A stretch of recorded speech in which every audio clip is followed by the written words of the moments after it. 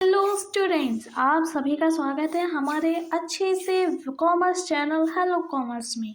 तो welcome to my channel guys. यहाँ पर आपको कॉमर्स स्ट्रीम के सारे सब्जेक्ट्स के इजी नोट्स, क्लियर एक्सप्लेनेशन और एग्ज़ाम ओरिएंटेड टिप्स मिलेंगे। जहाँ पे अगर आप बीकॉम 11th 12th या किसी भी कॉमर्स कोर्स की तैयारी कर रहे हो तो ये चैनल आपके लिए बहुत हेल्पफुल होगा।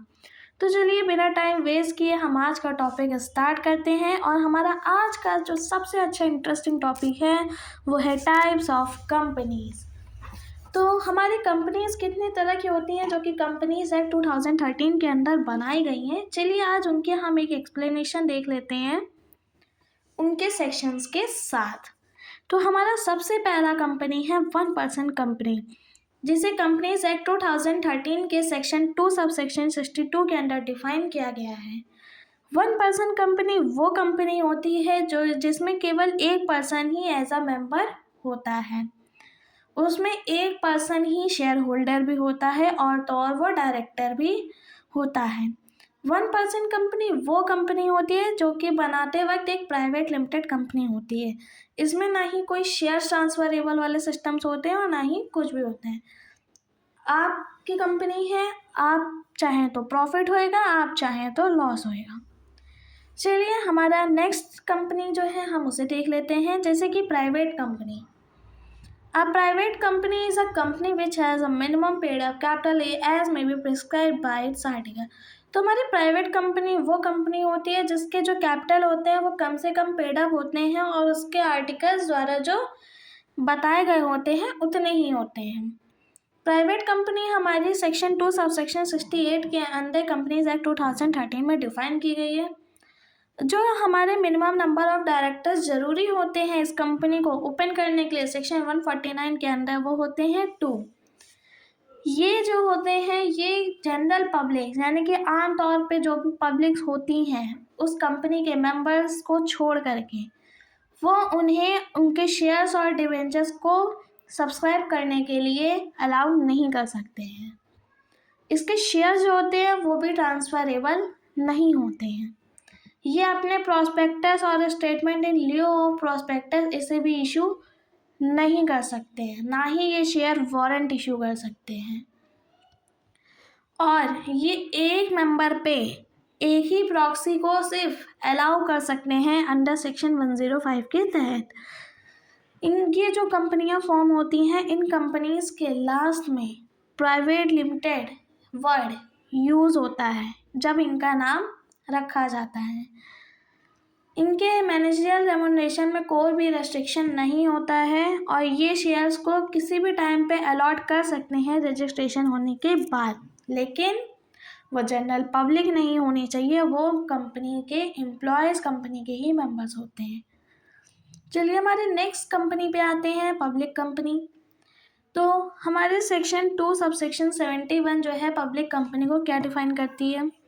पब्लिक कंपनी वो कंपनी होती है जो कि प्राइवेट कंपनी नहीं होती है, पर उसके भी पेड अप कैपिटल जो होते हैं वो मिनिमम होते हैं जितने के आर्टिकल द्वारा प्रिस्क्राइब किए गए होते हैं, ज़्यादा नहीं हो सकते हैं।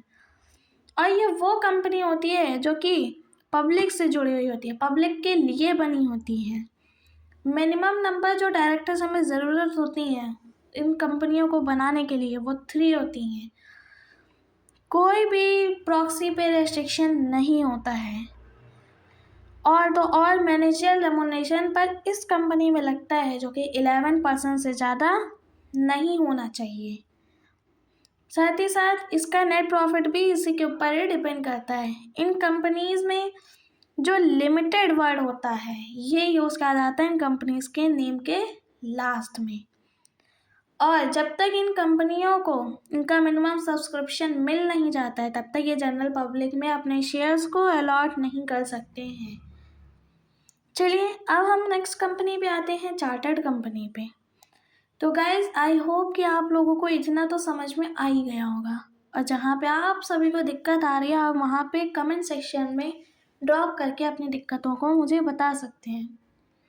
चलिए हमारे नेक्स्ट कंपनी में आते हैं, चार्टर्ड कंपनी, जो कि रॉयल चार्टर द्वारा बनवाई गई है। ये हमारी कंपनीज एक्ट 2013 के अंदर नहीं बनाई गई है, तब भी हम इसके बारे में थोड़ी इन्फॉर्मेशन तो ले ही लेते हैं। जैसे कि इस कंपनी के पास जो भी पावर्स होती हैं या इस कंपनी के जो भी नेचर होते हैं, ये चार्टर द्वारा खुद डिसाइड किए गए हुए होते हैं। इसमें जैसा कि मैंने बताया कि इस पे कंपनी एक्ट 2013 का रूल्स एंड रेगुलेशंस अप्लाई नहीं होता है। ये एक ऐसी कंपनी होती है जो कि सेपरेट लीगल एंटिटी के फॉर्म में बनी होती है और अपनी प्रॉपर्टी को खुद ही होल्ड करती है। वो चाहे तो कंपनी को स्यू करे, चाहे तो उस कंपनी को अपने ही ओन नेम पे बना सकती है। जैसे कि इस तरह की कंपनियां हमारे इंडिया में नहीं मिलती हैं, जैसे कि east India company, bank of England etcetera. तो अब हम अपने नए और नेक्स्ट टॉपिक पे पहुंचते हैं, जो कि है स्टैच्यूटरी कंपनीज।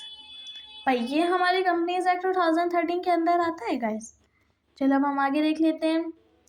ये क्या है, इसका ओन एंड कंट्रोल्ड, यानी कि ये जो है ये सरकार द्वारा बनाई जाती है और इसका जो कंट्रोल होता है वो भी सरकार के अंडर होता है। और इस कंपनी को बनाने के लिए हमें मेमोरेंडम ऑफ एसोसिएशन या फिर आर्टिकल ऑफ एसोसिएशन जैसे फॉर्म्स को सबमिट करने की ज़रूरत नहीं पड़ती है रजिस्ट्रेशन कराते समय। और इनके नेम के लास्ट में लिमिटेड बी शब्द का यूज़ नहीं किया जाता है, पर ये कंपनियां भी सेपरेट लीगल एंटिटी के फॉर्म में होती हैं जो कि मेंबर्स और कंपनी को अलग रखती हैं। इन कंपनीज का नाम है reserve bank of India, state bank of India, life insurance corporation, IFCI etcetera. चलिए आगे बढ़ते हैं हमारे रजिस्टर्ड कंपनीज में। रजिस्टर्ड कंपनीज वो कंपनीज होती हैं जो कि रजिस्टर्ड की जाती हैं इंडियन कंपनीज एक्ट 2013 के अंडर, या फिर कोई और इसके पहले जो कंपनीज एक्ट चला हो 2013 से पहले उसके अंदर कोई कंपनी रजिस्टर्ड की गई हो तो वो रजिस्टर्ड कंपनीज कहला जाती हैं। पर आज के टाइम पे देखा जाए तो इन कंपनियों को जो रजिस्ट्रेशन होता है वो ऑनलाइन होता है। किसके through? SPICE, MOA, SPICE, AOA form जो हमें इनके MCA पोर्टल पे मिलते हैं, हम उन्हें भर करके कंपनीज का रजिस्ट्रेशन ऑनलाइन करा देते हैं। तो गाइज आज के लिए इतना ही। नेक्स्ट वीडियो के लिए कमेंट ज़रूर करिएगा और इसके आगे पार्ट 2 आपको जल्द से जल्द मिल जाएगा।